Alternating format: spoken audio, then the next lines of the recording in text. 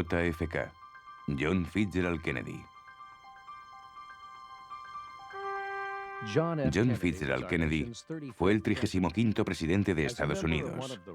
Como miembro de una de las familias más ricas e influyentes del país, tuvo una vida privilegiada, aunque plagada de enfermedades y perjuicios. Tras regresar a casa como un héroe después de la Segunda Guerra Mundial, Kennedy empezó una vida de servicio público en Boston, Massachusetts, que finalmente le llevó a la Casa Blanca en Washington, D.C. Su presidencia fue una era de orgullo y promesas, una era de crisis y conflictos, una era de triunfos y tragedias. Kennedy nació el 29 de mayo de 1917 en un próspero barrio residencial de Boston, Massachusetts, llamado Brookline. Su madre se llamaba Rose Fitzgerald Kennedy, cuyo padre, John Honeyfitz Fitzgerald, era el alcalde de Boston. El padre de John Kennedy, Joseph P. Kennedy, también fue un hombre de éxito, aunque procedía de una familia humilde. Era hijo del dueño de un bar, pero trabajó duro y se esforzó en el colegio. Le fue tan bien que llegó a ser el primer Kennedy en asistir a Harvard. Tras graduarse, se dedicó a la banca y las finanzas. Declaró con audacia que quería ser millonario a los 35 e iba en buen camino. El matrimonio entre Rose Fitzgerald y Joseph Kennedy hizo más que unir a dos jóvenes enamorados en matrimonio. Unió a dos familias de Massachusetts prósperas y poderosas. Los Fitzgerald y los Kennedy se hallaban normalmente en extremos opuestos en cuanto a temas políticos y elecciones. El padre de Rose fue elegido para el Congreso 3 veces seguidas. Irónicamente, la cuarta vez fue derrotado por el padre de Joseph, Patrick Kennedy. Sin embargo, a través de la unión de Rose y Joseph, las dos familias que habían sido rivales oficialmente ahora estaban unidas. John Kennedy tuvo suerte de haber nacido en una familia adinerada. Por desgracia, ahí se acabó su suerte. Nació con una enfermedad suprarrenal que casi lo mata al nacer. Estaba tan enfermo que el día que nació, le practicaron el ritual católico de la extrema unción. Esta solo se practica a la gente en su lecho de muerte.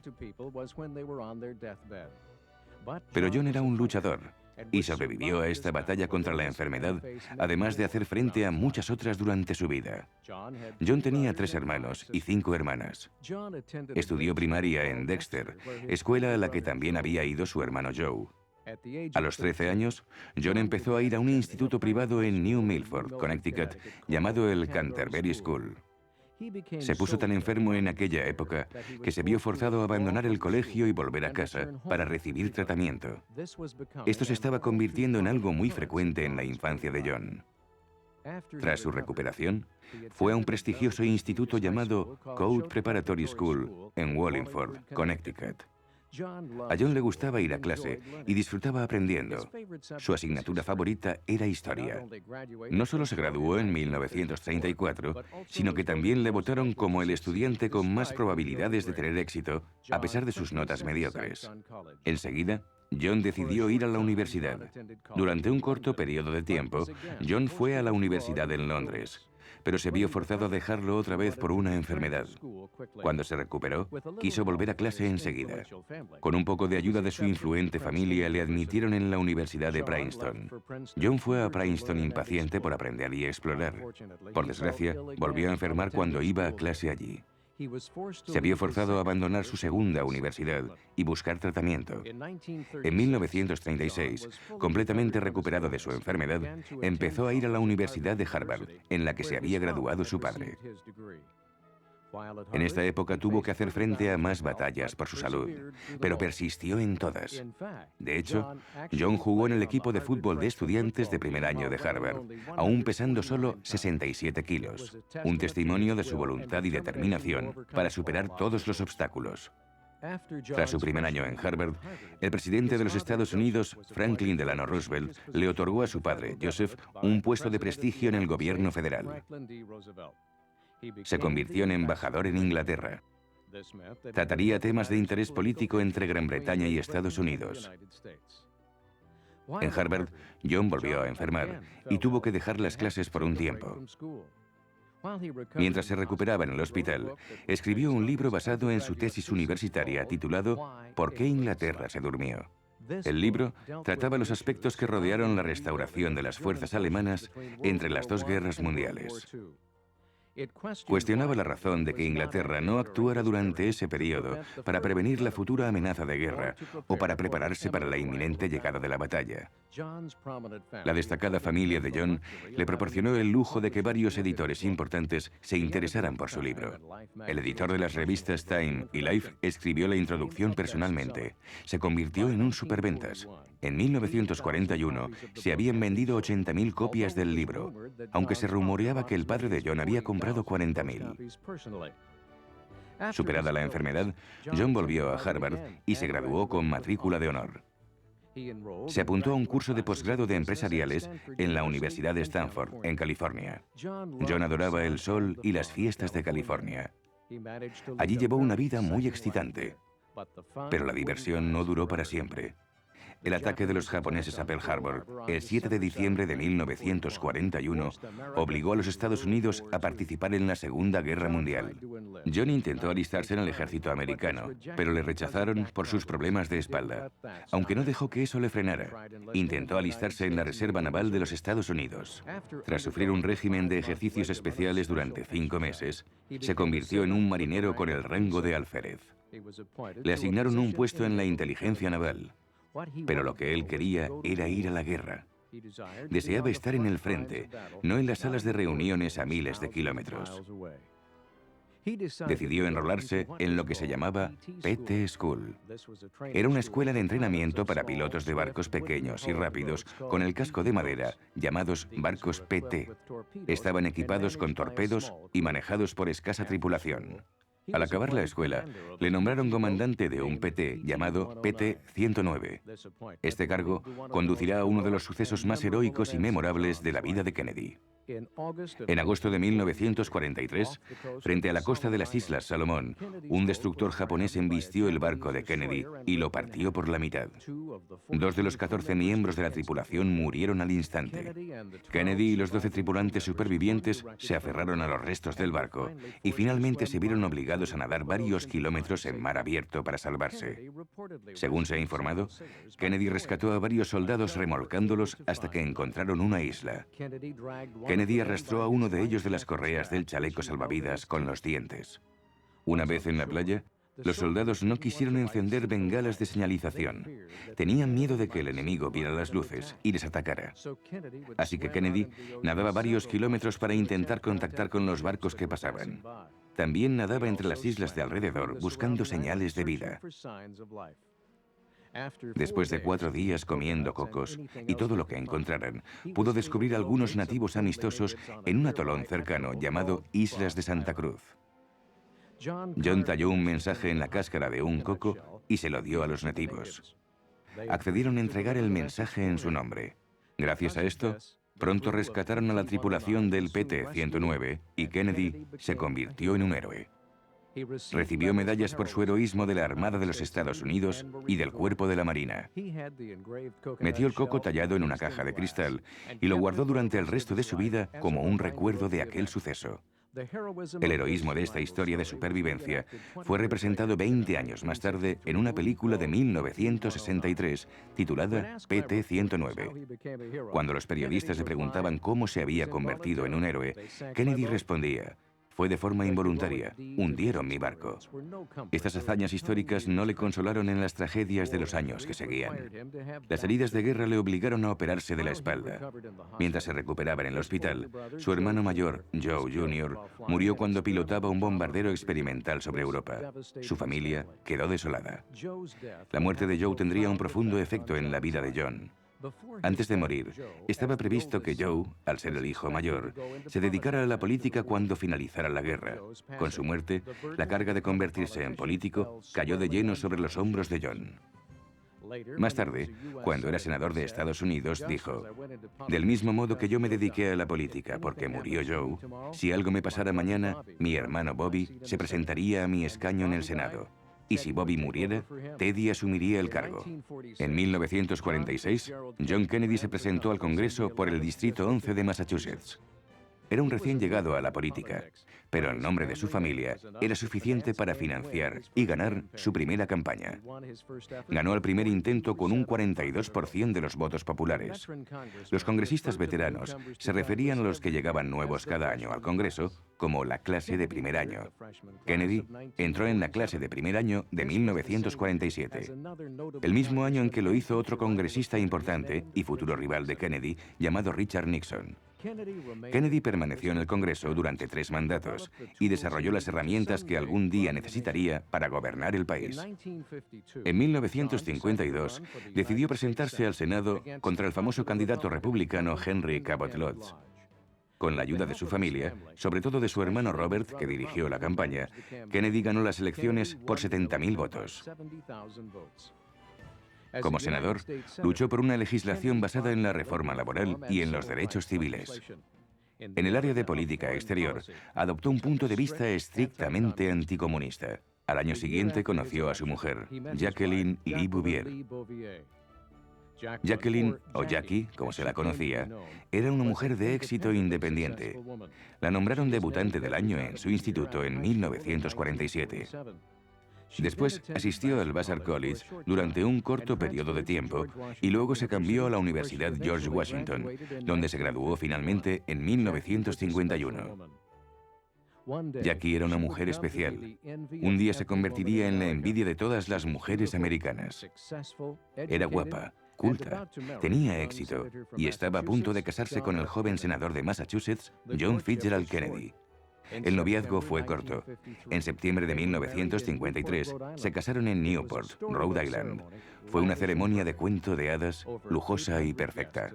Más de 800 invitados asistieron a la ceremonia e innumerables periodistas cubrieron el evento como una noticia de lo más importante.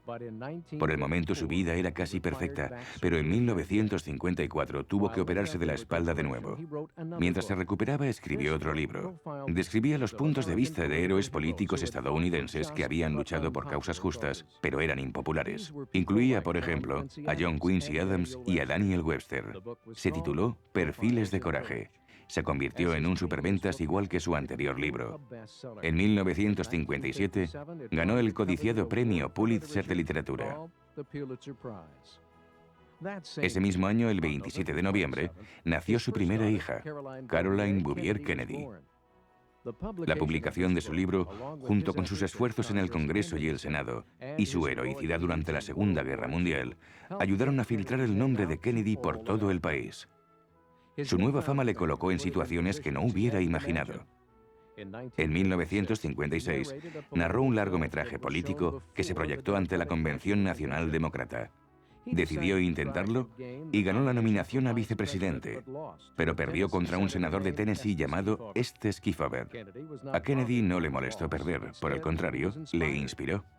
En 1958, Kennedy fue reelegido como senador de los Estados Unidos al derrotar a su oponente por más de 870.000 votos, el margen de victoria más amplio en la historia política de Massachusetts. Con el auge de su popularidad en su estado natal, Kennedy decidió que era momento de intentar conseguir un cargo más alto. El 2 de enero de 1960, John Fitzgerald Kennedy anunció su candidatura a presidente de los Estados Unidos. Esta campaña le enfrentaba a su viejo amigo del Congreso y entonces vicepresidente republicano, Richard Nixon. Esta campaña sería distinta a todas las que el mundo había visto.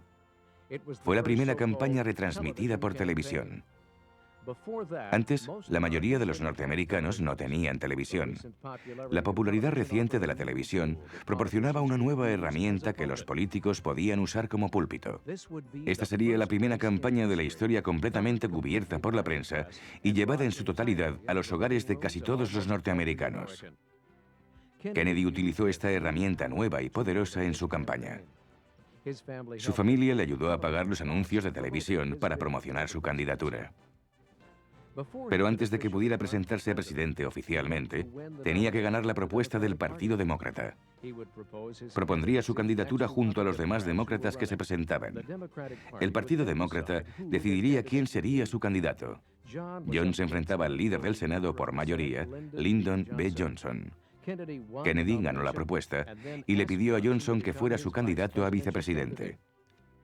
A partir de ese momento, Kennedy empezó a hacer campaña contra el candidato republicano, Nixon, en un ataque en el que utilizó todo su poder, intelecto y a todos los miembros de su familia. Por primera vez, se celebraron debates televisados entre Nixon y Kennedy. Estos debates permitían al público ver al joven, elocuente y atractivo Kennedy con muy buenos ojos. Era un orador poderoso y el foro de los debates televisivos le dio la oportunidad de ganarse a gran parte de los americanos con su encanto y carisma. Cuando llegaron las elecciones de 1960, Kennedy estaba por encima en la competición. 69 millones de votantes participaron en una de las elecciones más reñidas de la historia. En el recuento de votos, Kennedy había recibido el 49,7% de los votos populares, mientras que Richard Nixon había recibido el 49,6%. Una diferencia de solo 113.000 votos, pero significó que John Fitzgerald Kennedy era el 35º presidente de los Estados Unidos y que Lyndon B. Johnson era el nuevo vicepresidente. 16 días después de su victoria, nació su hijo John Jr. Kennedy fue investido el 20 de enero de 1961. Dio un discurso enardecedor que tocaba los derechos civiles, la libertad y la igualdad entre las personas. Que sepan, desde aquí y ahora, amigos y enemigos por igual, que el testigo ha pasado a manos de una nueva generación de estadounidenses, nacidos en este siglo, templados por la guerra, disciplinados por una paz dura y amarga, orgullosos de nuestra herencia y que no están dispuestos a presenciar ni a permitir la lenta desintegración de los derechos humanos a los que esta nación se ha consagrado siempre y a los que estamos consagrados hoy, aquí y en todo el mundo. También retó a la nación diciendo: pregúntense no lo que su país puede hacer por ustedes, sino lo que ustedes pueden hacer por su país. La elección de John Fitzgerald Kennedy fue un acontecimiento especial en la historia de Estados Unidos. Después de todo, era el presidente más joven elegido nunca, el primer católico y el primer presidente nacido en el siglo XX. Sucedió al 34º presidente, Dwight D. Eisenhower, y también heredó todos los problemas que había desarrollado su administración. El país estaba en un estado de desesperación. El movimiento por los derechos civiles se extendía por todo el país. Los norteamericanos pedían a gritos sueldos más altos y mejores trabajos. En el frente internacional también había problemas. El mundo estaba enfrascado en una batalla entre el comunismo y la democracia. En Estados Unidos había una preocupación creciente por un nuevo aliado de los soviéticos, una isla del Caribe llamada Cuba. También les preocupaban las tensiones crecientes en Vietnam, al sureste de Asia. En Alemania se libraba una batalla entre el Berlín Oeste democrático y el Berlín Este comunista. El mundo estaba consternado, perdido en el conflicto y la lucha. Estados Unidos era el único faro de libertad en aquellos tiempos, y Kennedy lo sabía. Que todas las naciones sepan, si nos desean el bien o el mal,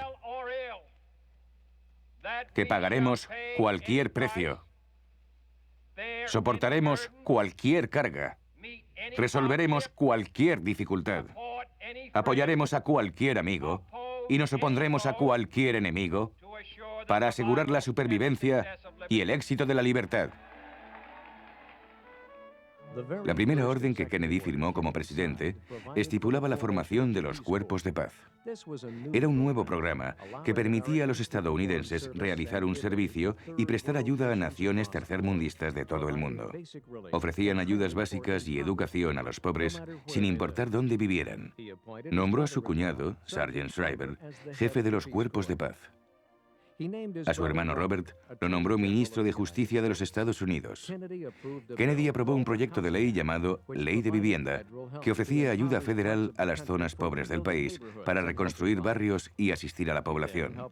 Después, ayudó a la clase obrera al firmar una legislación que elevó el sueldo mínimo nacional. También firmó un proyecto de ley para crear nuevos parques nacionales a la orilla del mar. En septiembre de 1962, en la Universidad de Mississippi ocurrió un incidente en el que Kennedy luchó personalmente por los derechos civiles. Un afroamericano llamado James Meredith intentó matricularse en la universidad, pero no le dejaron. Cuando Kennedy supo del incidente, dio un discurso en la televisión pública para pedir a la universidad que le permitiera al señor Meredith matricularse. El discurso causó una revuelta que duró 15 horas y acabó con la muerte de 2 personas.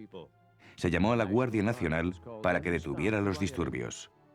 Tras todo esto, se le permitió a James Meredith que se matriculara y algunos soldados se quedaron en el campus para garantizar su seguridad.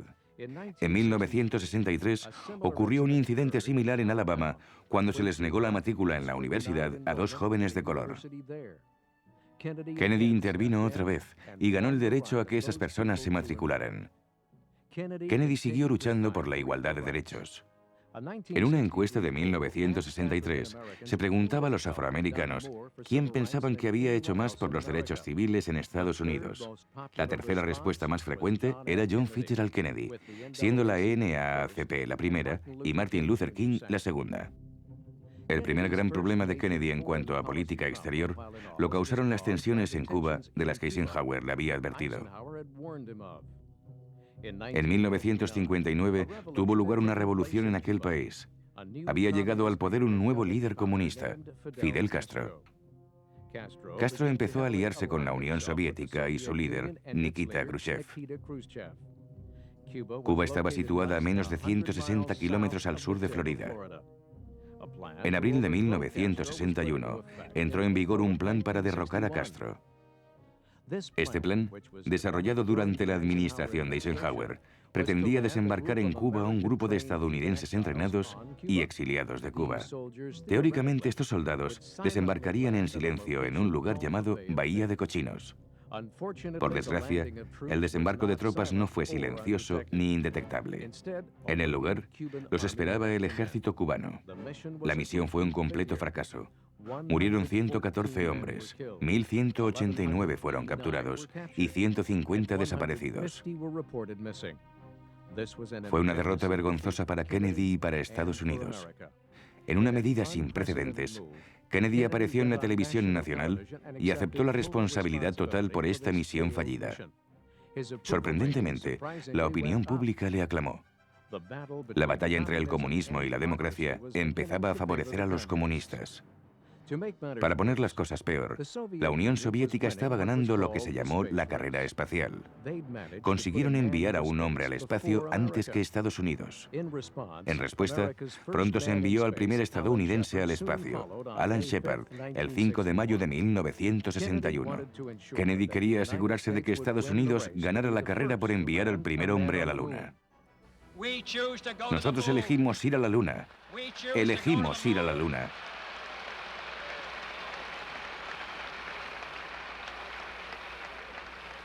Elegimos ir a la Luna en esta década y hacer las otras cosas no porque sean fáciles, sino porque son difíciles. Porque ese objetivo servirá para organizar y medir lo mejor de nuestras energías y habilidades. Porque es un reto que estamos deseando aceptar, que no estamos dispuestos a posponer y que pretendemos ganar. Y los otros también. En junio de 1961, Kennedy se reunió con el líder soviético Khrushchev en Viena, Austria.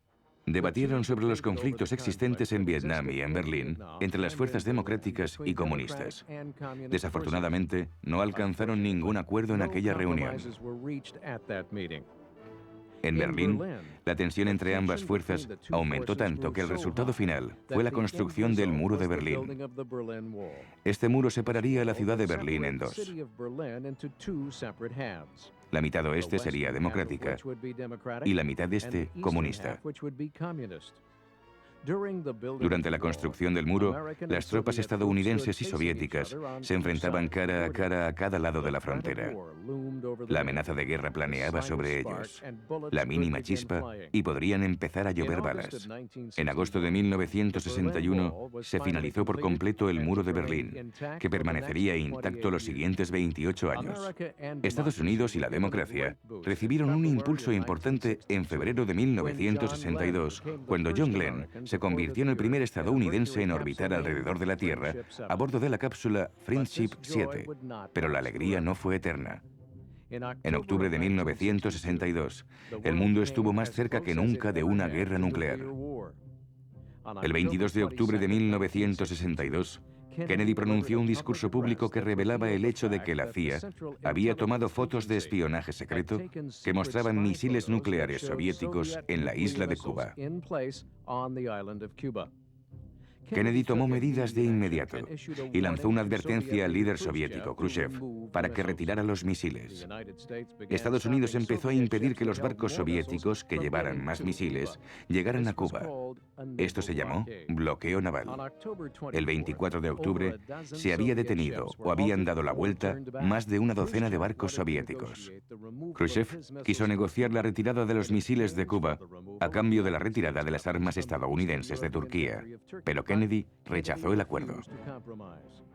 Al poco tiempo, Khrushchev renunció y ordenó la retirada de los misiles de Cuba. Y en 1964, Nikita Khrushchev había perdido todo el poder en la Unión Soviética. Kennedy había resuelto la crisis de los misiles en Cuba de forma pacífica, sin que hubiera disparos. Era su momento más brillante como presidente. No obstante, la amenaza comunista se mantenía a nivel mundial.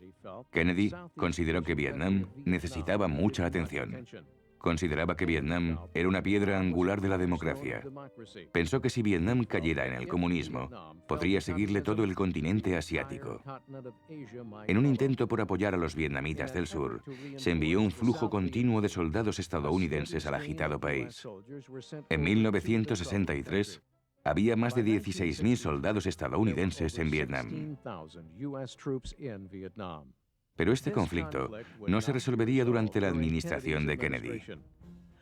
Durante su tercer año en el cargo, se propuso extender la legislación por los derechos civiles. Firmó el tratado que prohibía las pruebas nucleares.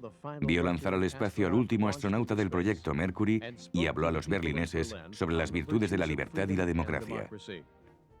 Después, en un esfuerzo por aumentar su popularidad en el sur de Estados Unidos, antes de las siguientes elecciones presidenciales, viajó a Texas. El 22 de noviembre de 1963 ocurrió en Dallas, Texas, una de las mayores tragedias que han afligido al país. Kennedy iba en una caravana de vehículos con el gobernador de Texas y sus mujeres. Saludaban a la multitud y aceptaban gentilmente aplausos y ovaciones desde su descapotable. De repente, la atmósfera exultante se rompió.